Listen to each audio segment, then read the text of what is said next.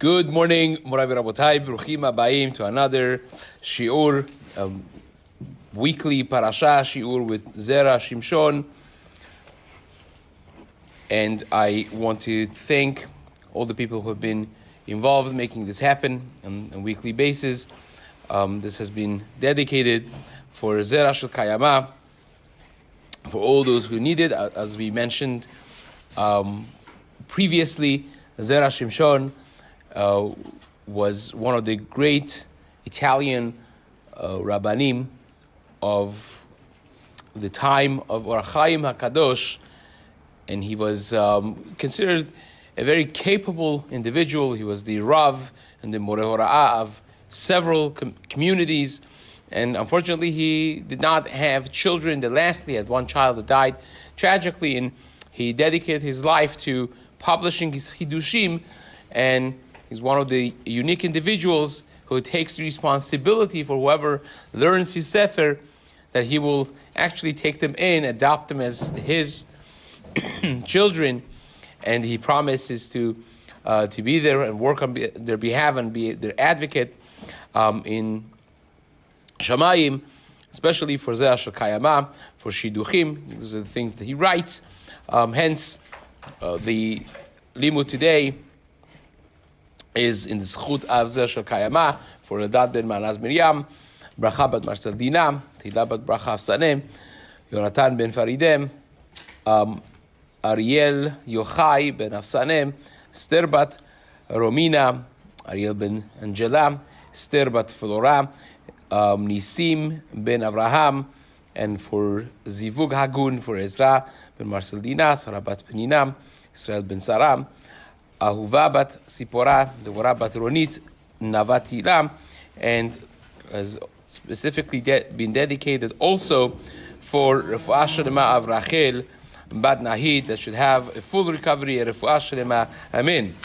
So this week's Parashat Vayigash, we're going to study Ma'amar Gimel, the third essay that the Zera Shimshon writes, and that's about the very famous encounter of Yosef with his brothers, whereupon he actually identifies himself as Yosef. He's being back and forth several times with the brothers. They don't recognize him. They don't know who he is. For them, he is the viceroy of Egypt. He's the man in power, running and governing the greatest government of the time.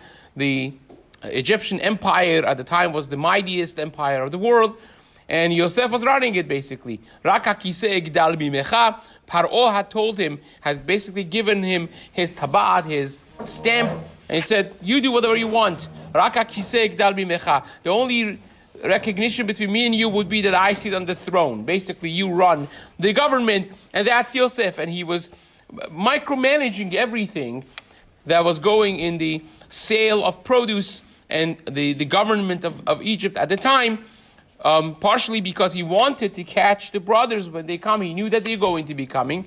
So they came. He accuses them of being braglim, of spies. They, of course, beg to differ. They go back and forth. They say, we have 12 brothers. One is not here, has been missing. The other one is in Eretz Canaan with our father. He says, you have to bring him. They bring Binyamin. And back and forth. He puts his goblet there. He wants to now keep him as enslaved. And the brothers, they can't let Binyamin stay there. Yaakov, for over a year, didn't want to let him go even. And said, if something happens to him, our father is going to be dead, Yehuda says. And finally, Yosef cannot hold himself back. He's an emotional person. He has already been going in the back room and crying several times. And this time he already couldn't hold back. And he kicks out everyone. And he tells them, Ani Yosef, I am Yosef. Ha'od Avichai, is our father, my father still alive. So that's really the essay, the third ma'amar of Zera Shimshon is going to be on this. And he asks multiple questions, 5 different questions, an array of timihot. Says, how does this whole thing make sense? what Yosef did. And once you go through it, you'll see that every one of the questions are really a legit question. It says the Zera Shimshon, he brings the whole midrash, Vayomer Yosef elechav, and Yosef ha'od avichai. And he says they couldn't, velo yachlu la'anot oto ki nivalu mipanav. They couldn't answer because they were, flabbergasted. They completely were confused from his face.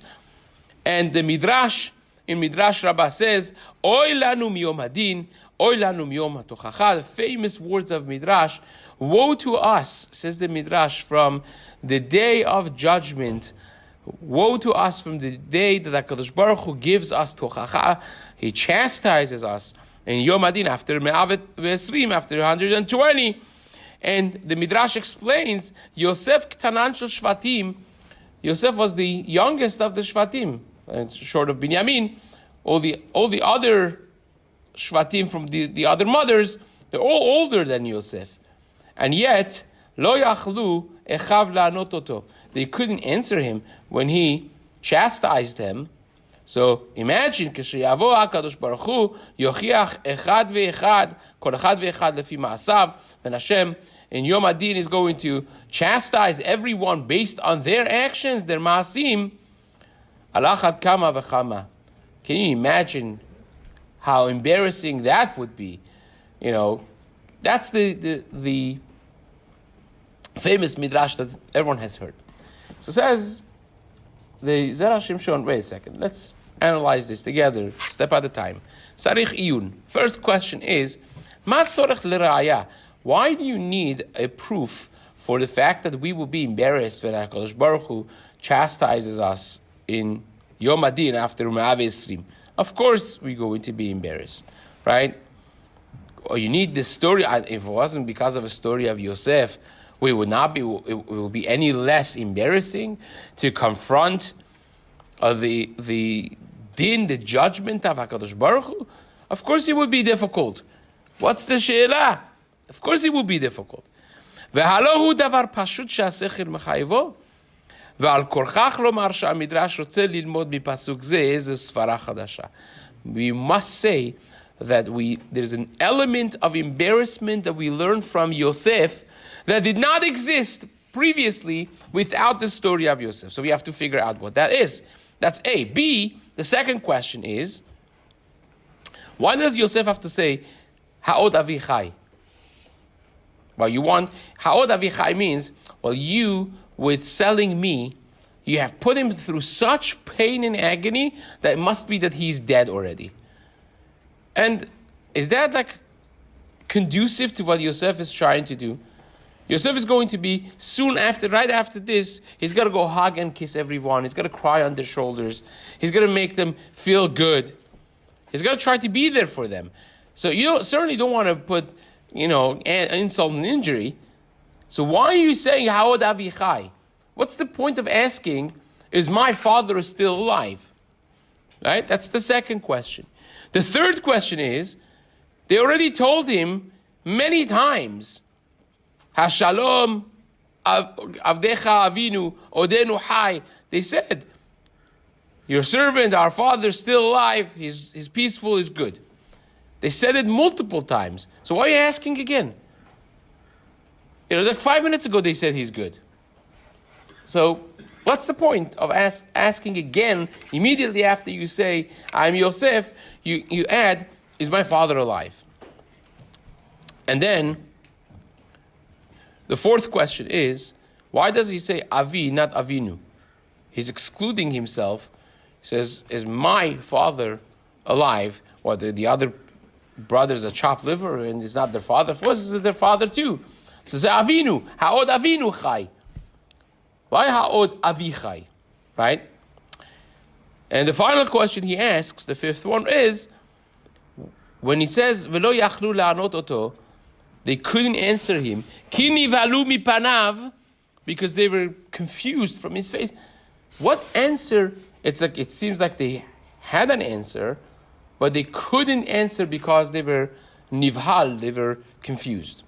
What answer could they give? I mean, these are questions that he asked that doesn't really have much of an answer.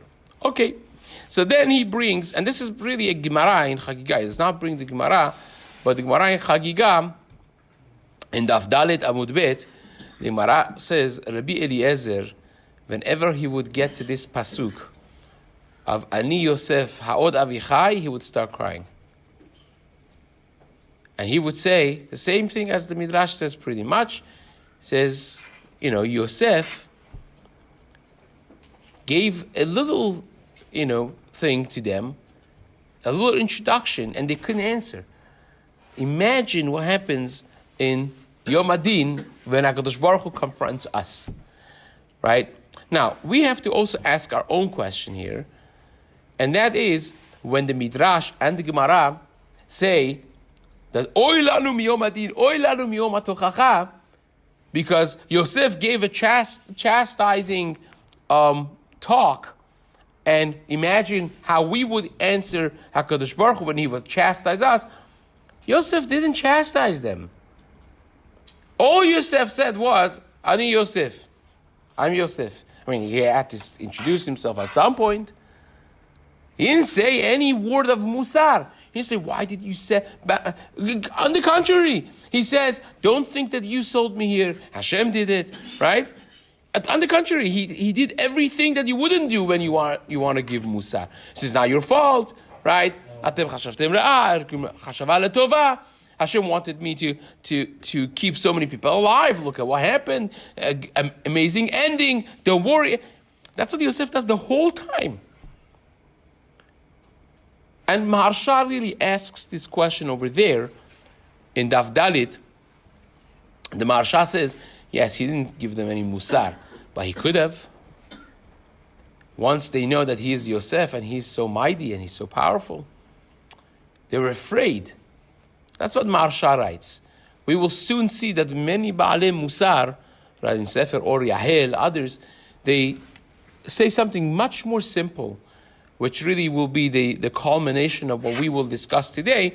But first, let's just take a few moments and go through what the Zera Shimshon is going to have to offer on this question. So it says, the Zera Shimshon, Vayesh Lomar, he brings the Gemara in Masechet Ktuvot, Daf Chaf Zayin Amud Bet. The Gemara there has a story that Rav Mari Bar Itzak, he had a father that passed away. He had the estate of the father. The assets all went to him. And all of a sudden, a brother shows up from nowhere, right? He says, I'm your brother. Let's divide 50-50, right? And he's like, brother who? I don't know you from Joe. Like, so they go to Din Torah, right? The Gemara says, I don't know you, who you are. I don't know who you are. And they went together to Rav Chisda. Rav Chisda said to the newcomer, he said, he's right. You say that you were here. You say that you were here. And then you left with your father.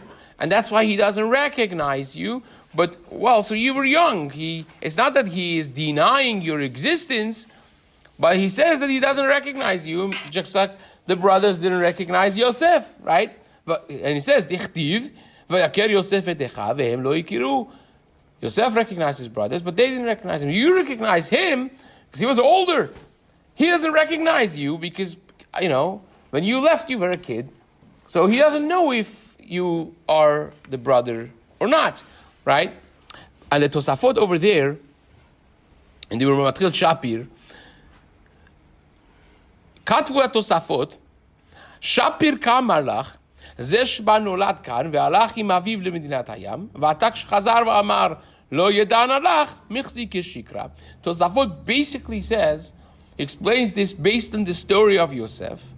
And it seems from the Tosafot that if you know that you had a brother, I was a baby, and you remember the facial features and so on, if you really, really pay attention, you would be able to tell, this is, sounds about right.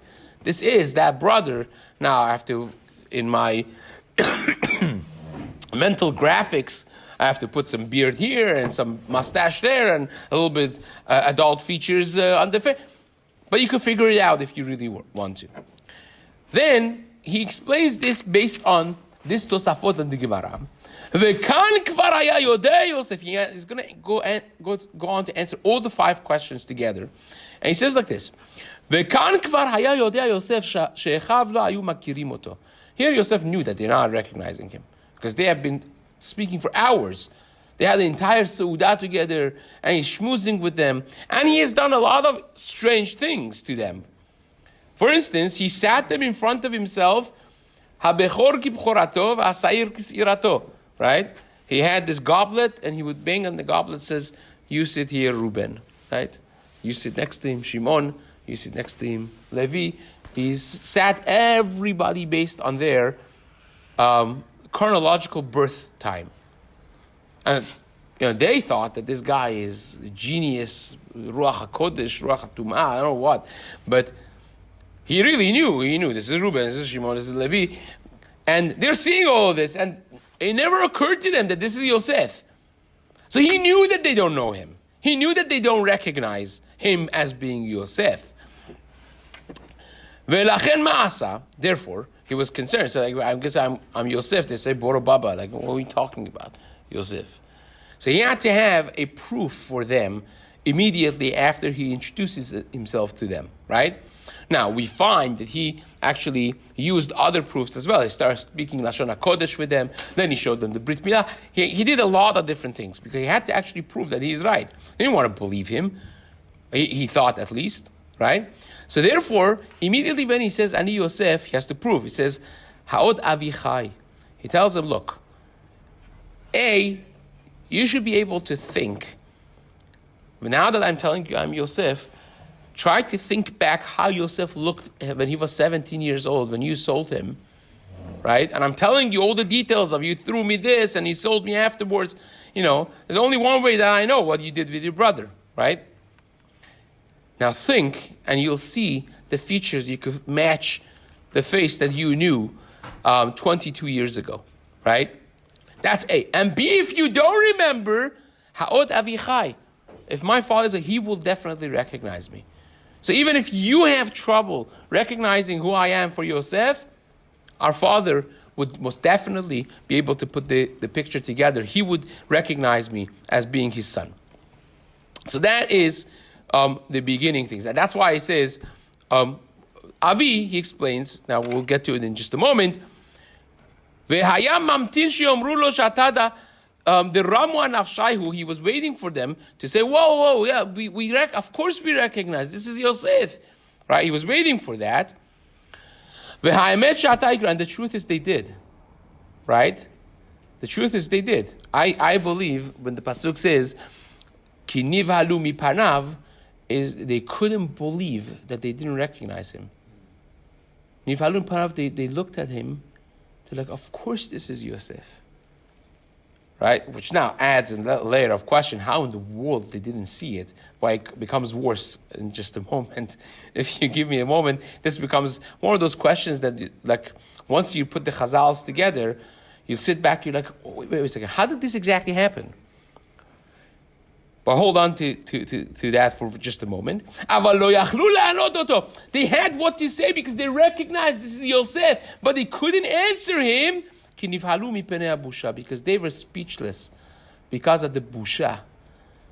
And says Zera Shimshon, the busha was twofold. Not just because of what had happened between them, but for the fact they were so embarrassed that they didn't recognize him for all this time. They've been going and coming for a whole year, sitting with him, eating with him, talking with him, and they couldn't recognize him. You know what the embarrassment that is? Right? The brother that who you wronged and you can't even recognize him anymore. That's a double busha.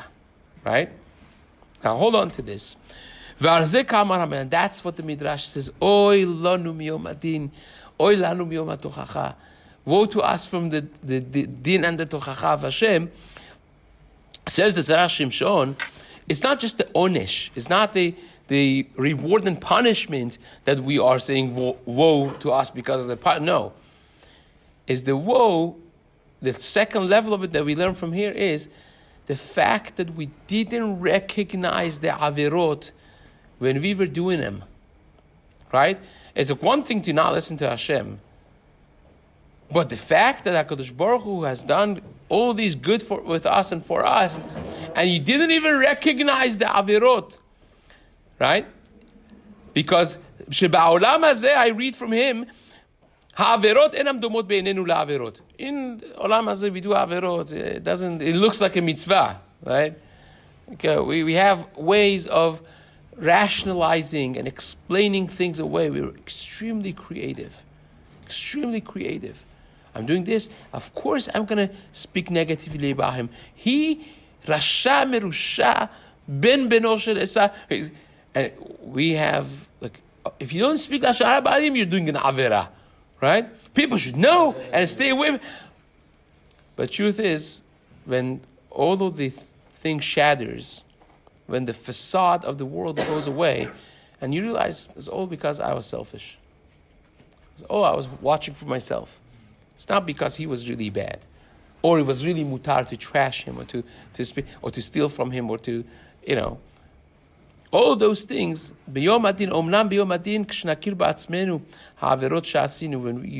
When there's no bias, all of those facades just fall down, and you see it for what it was. And all those averot, now you recognize, this was avera. How can I miss this? How can I miss that? And now you're confronted by HaKadosh Baruch Hu, who said not to do them.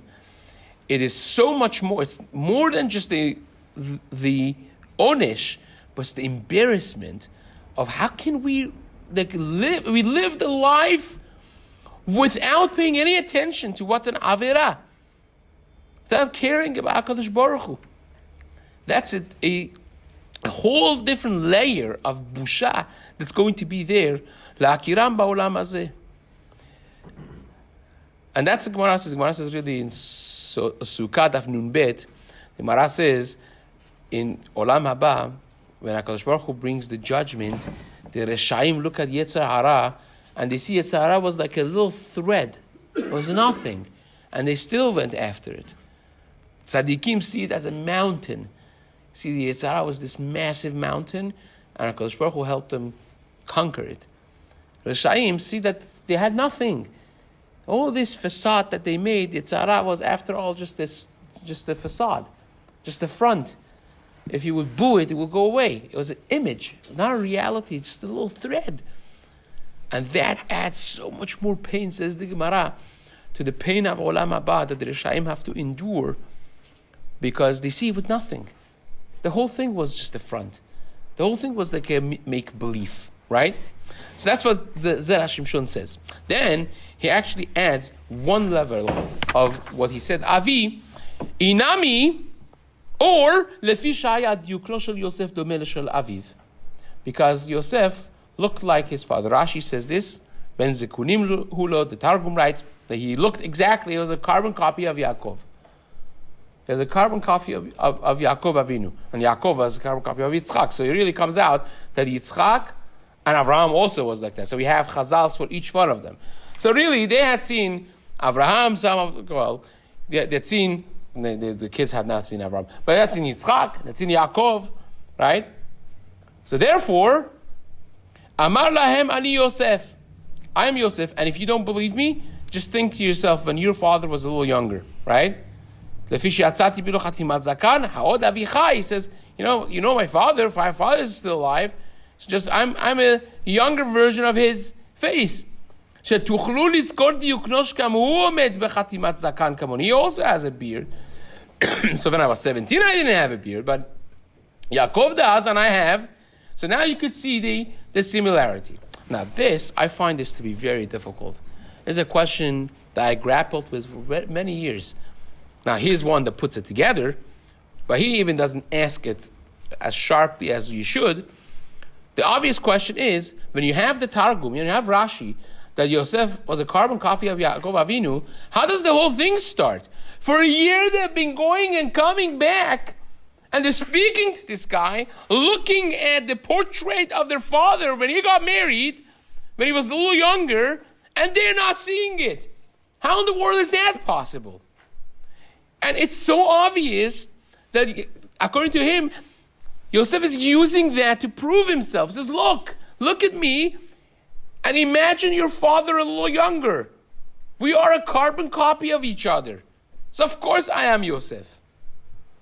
Right? And especially based on what we said, Ki nivalu mipanav is, they looked at him, they're like, oh my God, look at this. Of course this is Yosef. How can we miss it? So the obvious question is, how did they miss it?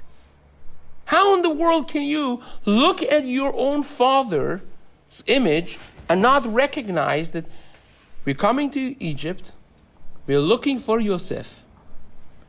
The Midrash says Yosef asked him in the beginning, he said, this one brother of yours that you see is missing. And he was sold to Mitzrayim. What do you do if you find him?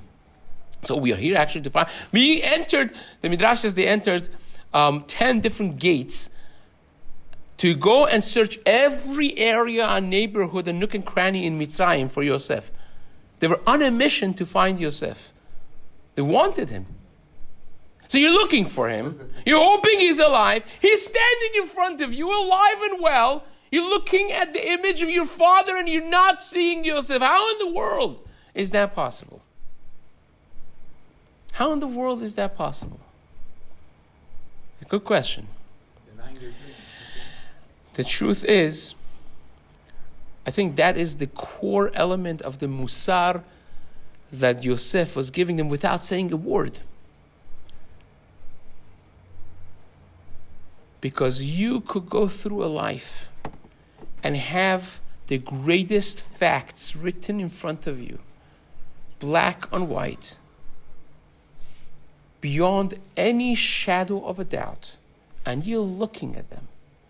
But all you see is what you want to see. The brothers did not want to see Yosef at the helm of the government of Egypt. Because remember, that was their whole machloket. They thought that Yosef was a rasha. The Siporno writes that in our parasha that we just had, in Miketz, when Reuben tells them, he says, we are sinners because 21 years ago when Yosef was begging us, was pleading with us, we should have listened. We didn't care. We didn't have Rahmanut. When he was begging and pleading, says the Sipporah, they were not regretting for a moment the decision. They still held that he was a Rasha. He was a Chayav Mitah. They're just saying, we should have had compassion the way we dealt with it. But not a moment of regret on their decision. For them to see Yosef as a viceroy of Egypt would have been to say that you were right. When you dreamt the two dreams of stars and sun and the moon bowing, of the bundles of wheat bowing to you, you were right. You were not a Rasha. You were a tzaddik. They were not willing to go against their life's mission. So they're looking Yosef in the eye, seeing all the signs of him being a carbon copy of their father, and they don't see it. Because we are so capable when we're biased to turn and twist every single thing for our benefit of what we want to see, not what actually is there to be seen. And Yosef did not have to give them any musar. All he had to say was, Ani Yosef. I'm Yosef. Now you have to go back 22 years and realize that everything that you stood for was sheker. Every cheshbon that you made was a fault, was an error. You have to now look yourself well in the mirror and reconsider your entire life. And that's exactly what's going to happen after 120 when a person looks back at life. And you have to confront all of those decisions when Hashem says, okay, I'm Hashem. Now there is din v'chashbon. We know what's right and wrong. We just are very good at ignoring it during the life itself. And that's the message of Parashat Vayigash.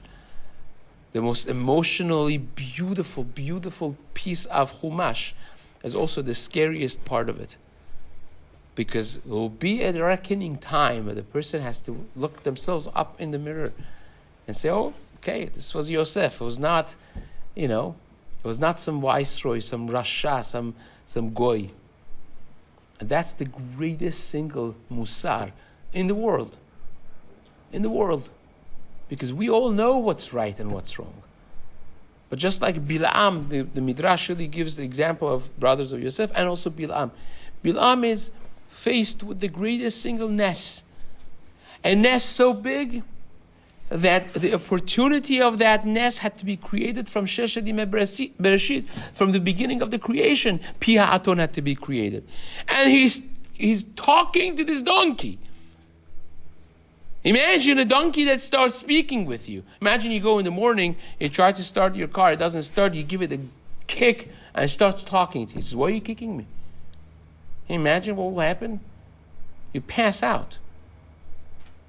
But you know what he does? He starts like delivering a negotiation, a back and forth with the donkey. It's fool. Here's a shoteh, a crazy person. And Chazal say he was the smartest capacity of human mind ever compared to Moshe Rabbeinu. Can you imagine that? But yes, when you don't want to see something, you won't see it. And he stands there negotiating with this donkey. He says, I will kill you if I had a sword. And he gets frustrated with it. Instead of saying, Baruch Dayan Ha'emet, Baruch B'chayei Metim, and bowing to Hashem and returning from his wrong way. No, still going.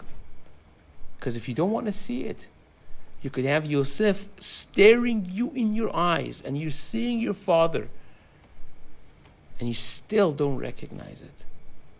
And that's the scary part. How much a person has to be awakened and alert to go through life with proper antennas, not with lenses of bias, but with asking, growing, learning, asking the Torah. And that's really a tremendous, tremendous lesson, Be'ezrat Hashem, for us all to learn and grow from. Amen. Hazak Baruch.